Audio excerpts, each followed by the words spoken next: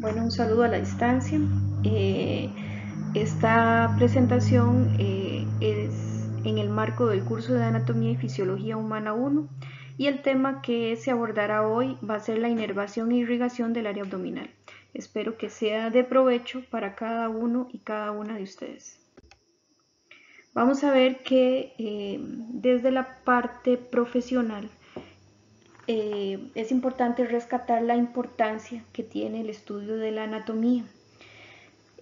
Mejora la precisión de los registros médicos. Vean que para cada uno de ustedes, aunque no estén interactuando directamente con las personas, no van a realizar una cirugía o un determinado procedimiento, sí es importante que conozcan cada uno de las estructuras del cuerpo humano, porque eso va a facilitar de manera considerable la comprensión que ustedes tienen de lo que van a registrar a nivel de los diferentes sistemas en registros médicos. Además, va a facilitar la comunicación que ustedes puedan tener con el personal médico y con el personal en salud en general. Se les va a facilitar la identificación y clasificación de enfermedades, así como condiciones médicas que pueden ser registradas y estadísticas vitales en general por diferentes profesionales. Además, resulta una herramienta fundamental al momento de comprender ciertas anotaciones, cierta terminología médica que les va a facilitar el registro o la documentación en todo lo que tiene que ver con procedimientos quirúrgicos y tratamiento. Por otro lado, también va a contribuir a la calidad y seguridad del paciente. ¿Cómo se va a lograr esto?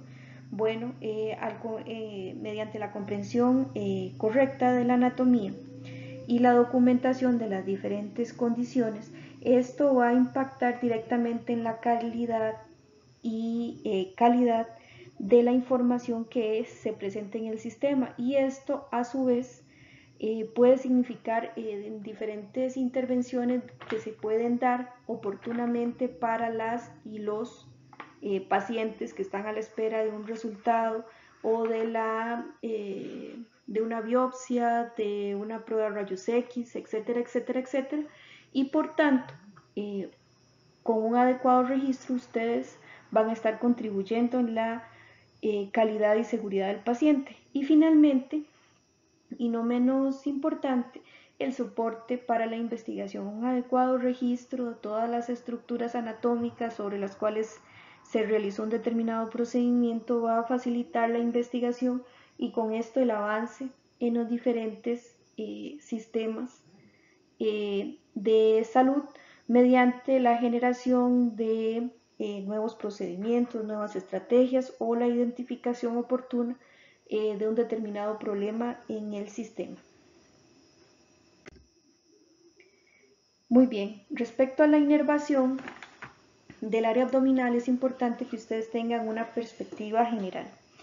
Yo sé que en este curso y en otro momento se ven las diferentes estructuras que podemos encontrar a nivel de tracto gastrointestinal. Acá es importante recordar que la inervación es fundamental para la conducción y funcionamiento adecuado del tracto gastrointestinal. Cuando nosotros ingerimos un alimento, realizamos un proceso de masticación a nivel de boca, donde ese alimento es triturado por los dientes parcialmente y se mezcla con la saliva.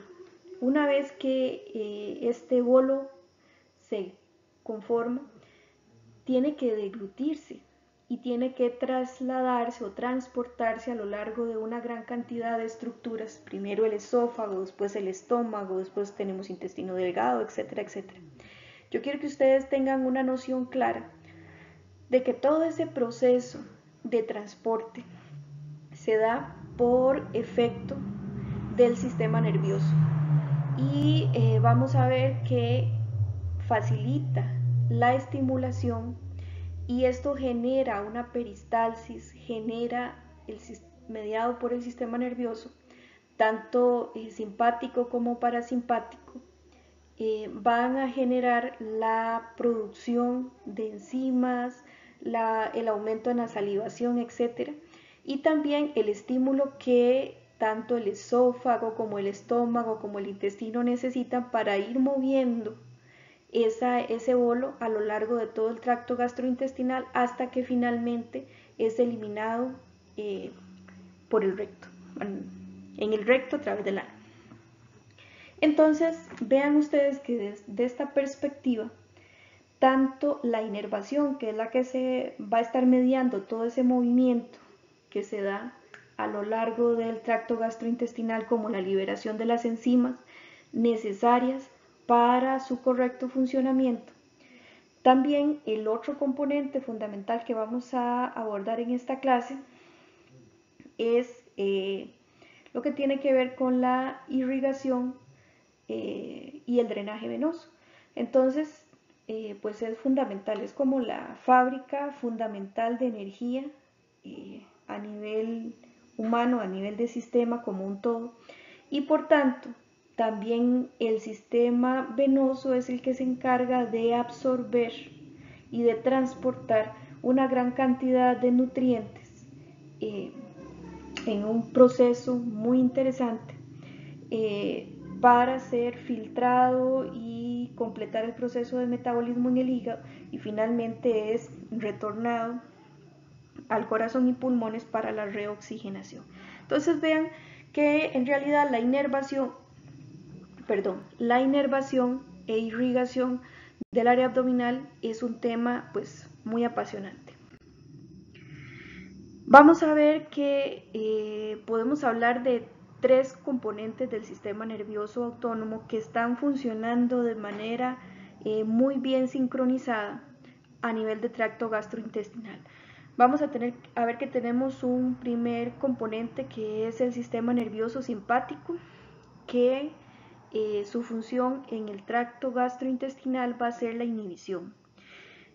El parasimpático va a estimular, y el sistema nervioso entérico, que es conocido como el cerebro intestinal o el tercer sistema nervioso o el segundo cerebro, como ustedes lo quieran llamar, pues se trata de una red compleja de neuronas que se ubican en las diferentes capas a nivel intestinal y por eso, y que regulan la irrigación, pero bueno, esto lo vamos a abordar un poquito más en detalle conforme va avanzando la presentación. Esta imagen a mí me gusta mucho porque les da a ustedes una idea de la importancia del sistema parasimpático. Vamos a ver que, y del simpático también, lo vamos a usar en los dos para explicar cómo funciona o cómo trabaja cada uno de estos tipos de inervación. Vamos a ver que la inervación parasimpática tiene dos grandes líneas o dos grandes fuentes de estimulación nerviosa. La primera y más importante va a ser el nervio vago, el 10º par craneal. Vamos a ver que va a inervar desde todo lo que tiene que ver con esófago, estómago, intestino, vísceras, etc. Acá es importante que estimula la secreción gástrica y el peristaltismo, y también que su mayor potencia de acción, o sea, las áreas que más va a estar estimulando, van a ser las más próximas, las más cercanas a ese 10º par craneal o a la cabeza. Por tanto, va a tener un mayor efecto sobre estómago, sobre esófago, y nos va a ayudar mucho en todo lo que tiene que ver con la deglución. Mientras que la otra línea o el otro gran componente de lo que tiene que ver con la inervación parasimpática está dada por la línea sacra. Entonces, como ustedes ven, acá vemos cómo a nivel sacro, de S2 a S4, salen unas lineecitas. Bueno, esto quiere decir que esta línea sacra va a inervar todo lo que tiene tiene que ver, vean aquí, útero, las gónadas, la vejiga, pues también tiene como responsabilidad la inervación a nivel de colon distal y de recto. Entonces, como vemos, el parasimpático tiene como grandes áreas donde trabaja de manera más intensa, por decirlo así, y van a ser las cercanas a la cabeza o la parte superior del tracto gastrointestinal, y los nervios pélvicos van a estimular más directamente o más intensamente la parte inferior del tracto gastrointestinal. Y finalmente, para hablar un poco más de esto, el gran neurotransmisor de este sistema va a ser la acetilcolina. Bueno, continuando, la inervación simpática va a ser la responsable de la inhibición o desestimulación, como se quiera ver, del tracto gastrointestinal.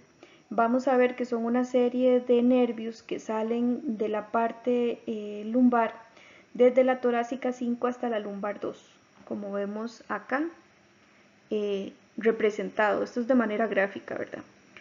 Y vamos a tener la otra parte característica del sistema simpático es que está organizado en ganglios, en dos grandes ganglios, como vemos acá, este de acá arriba, el celíaco, y el de más abajito, que se conoce como mesentérico.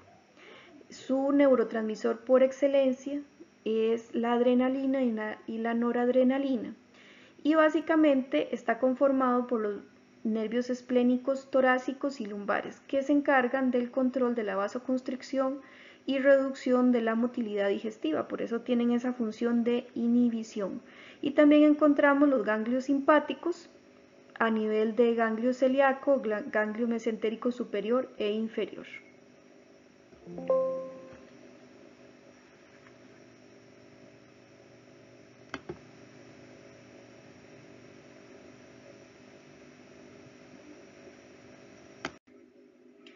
Finalmente, este grafiquito nos muestra un repaso rápido de la inervación del sistema nervioso parasimpático y simpático y cómo se dan esas organizaciones diferentes desde la parte de ganglios.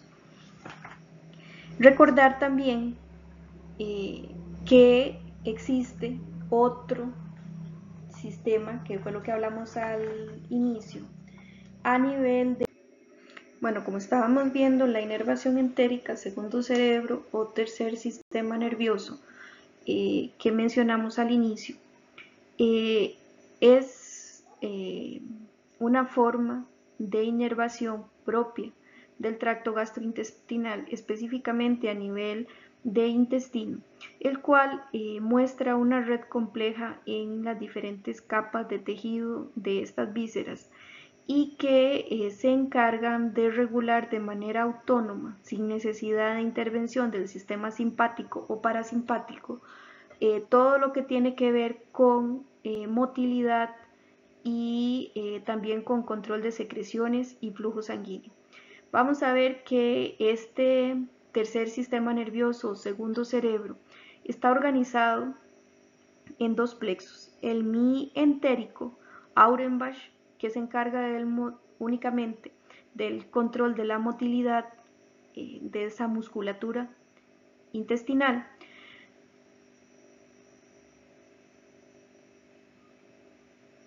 y el plexo submucoso de Meissner, que se encarga del control de la secreción y flujo sanguíneo.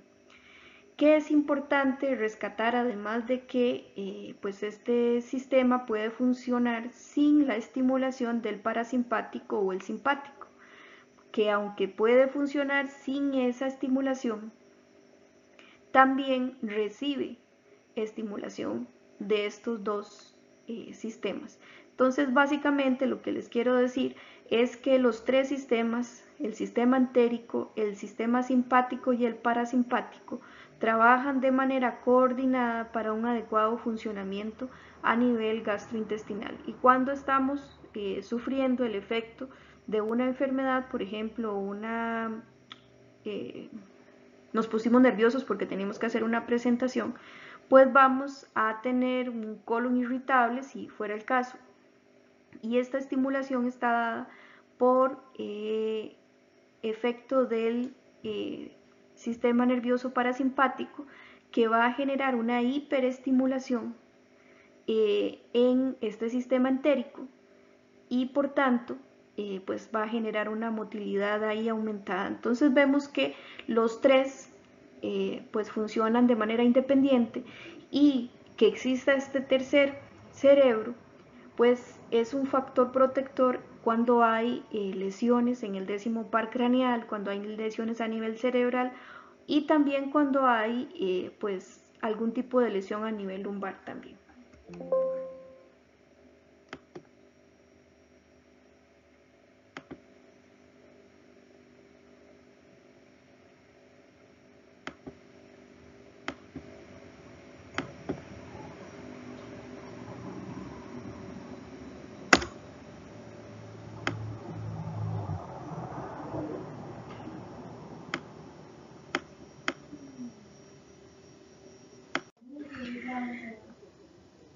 Como siguiente punto vamos a hablar de lo que es la irrigación a nivel abdominal. Vamos a tener que tenemos igual una irrigación arterial proveniente de las ramas principales de la aorta abdominal, y esas ramas principales son básicamente el tronco celíaco, la arteria mesentérica superior y la arteria mesentérica inferior.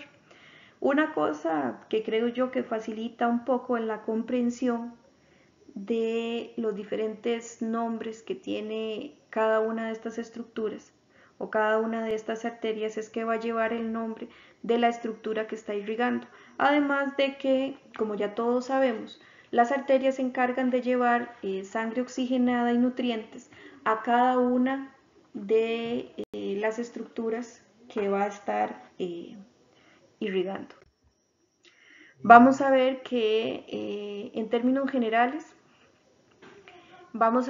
como ya dije, hay un suministro de oxígeno y nutrientes de la parte arterial, y desde la parte venosa hay una eliminación de productos de desecho, y hay una ramificación que se da, como ya mencioné, de las ramas principales de la aorta abdominal, que se subdividen y que se van a ir ramificando a partir de estas primeras tres ramas de la aorta abdominal. Repito nuevamente: la celíaca, la mesentérica superior y la mesentérica inferior. Vamos a ver entonces que tenemos esta gran arteria, que es la arteria abdominal, cuya primer rama de interés para nosotros en esta clase es la arteria celíaca. Seguida vamos a encontrar la arteria mesentérica superior, y un poco más abajo encontraremos la arteria mesentérica inferior. Respecto a la arteria celíaca, vamos a ver que es esta primera rama, y esta a su vez se va a subdividir en arteria gástrica izquierda,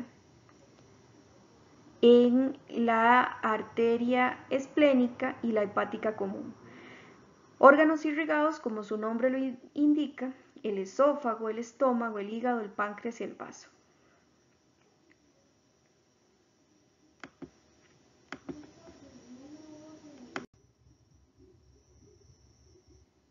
Muy bien, y luego vamos a encontrar de la mesentérica superior, vamos a encontrar una irrigación del intestino delgado y grueso. De esta mesentérica superior vamos a encontrar las arterias yeyunales, iliales, cólica derecha y media.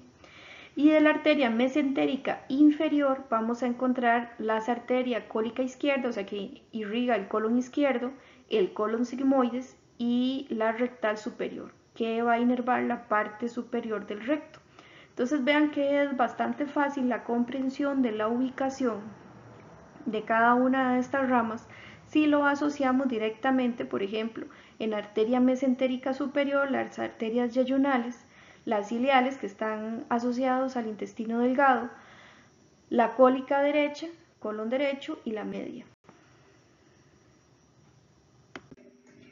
Una vez más, finalizando lo que es el repaso general de la irrigación arterial de el área abdominal, vamos a ver la compleja red que comprende el drenaje venoso del área gastrointestinal.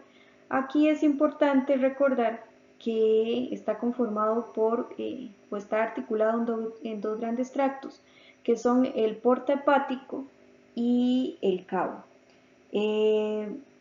A manera general, vamos a ver que las venas abdominales, incluyendo la vena porta hepática y la cava inferior, son las responsables de drenar la sangre desoxigenada de los órganos digestivos, los riñones y otros tejidos hacia el corazón. La vena porta es súper importante porque se encarga de llevar sangre rica en nutrientes desde los intestinos y desde el estómago, porque hay nutrientes que se absorben a nivel y vitaminas que se absorben desde el nivel gástrico. Entonces son transportadas por el sistema porta hacia el hígado. Todos esos productos del metabolismo necesarios para el correcto funcionamiento del organismo y que se producen o que se absorben a lo largo del tracto gastrointestinal son filtrados en el hígado. Por eso hablamos de que el sistema porta hepático tiene una función de desintoxicación, básicamente la cual realiza el hígado, y de transporte que se da a través de la vena cava. En él se desdoblan una serie de productos del metabolismo en sustancias necesarias, muchos aminoácidos y otras sustancias necesarias para el correcto funcionamiento del organismo. Y finalmente, las sustancias tóxicas son eliminadas de este para evitar daños o un funcionamiento inadecuado del organismo. Ejemplo de esto es cuando vemos un paciente con cirrosis, donde vemos que la no eliminación de estas sustancias tóxicas pueden llevar a una encefalopatía, donde el paciente pierde la capacidad a nivel cerebral para coordinar muchas de sus funciones, se pierde, se desorienta y tiene una serie de complicaciones, además de que las sustancias tóxicas, además de que afectan toda la parte cerebral, también vamos a encontrar que generan prurito y otra serie de manifestaciones físicas. Entonces, por eso hablamos de que este sistema porta y el hígado son fundamentales como un filtro de todas esas sustancias tóxicas y que al mismo tiempo desdoblan para un correcto funcionamiento las sustancias necesarias o vitales para el funcionamiento adecuado del cuerpo. Vamos a ver que el sistema porta hepático está conformado por 4 grandes venas. La primera es la porta hepática, que está formada por la confluencia de la vena esplénica, la vena mesentérica superior, que transportan sangre rica en nutrientes desde el tracto gastrointestinal al hígado para su procesamiento y desintoxicación. Después tenemos la vena mesentérica superior, que drena sangre del intestino delgado, el ciego, el colon ascendente y la primera mitad del colon transverso. Después tenemos la vena esplénica, que drena sangre del vaso, el páncreas y el estómago. Y finalmente tenemos la vena mesentérica inferior, que drena sangre de la segunda mitad del colon transverso, el colon descendente, el sigmoides, el recto superior y que generalmente se unen a la vena esplénica. Vemos que es compleja la articulación de esta red de drenaje venoso y su adecuado funcionamiento facilita también el funcionamiento a nivel intestinal. Otro componente, como vimos antes, del drenaje venoso está mediado por el sistema venoso cavo, donde se aclara que, se destaca que estas venas, que todas las venas que no drenan en el sistema porta hepático, lo hacen directamente hacia la vena cava inferior. Y aquí encontramos cómo las venas renales drenan los riñones, las suprahepáticas drenan al hígado, las gonadales drenan los ovarios y los testículos, y finalmente las venas lumbares drenan la pared posterior del abdomen. Es importante destacar que esto es una descripción básica, porque si vemos acá es una red súper compleja, la cual se encarga de drenar todo el contenido venoso a nivel abdominal.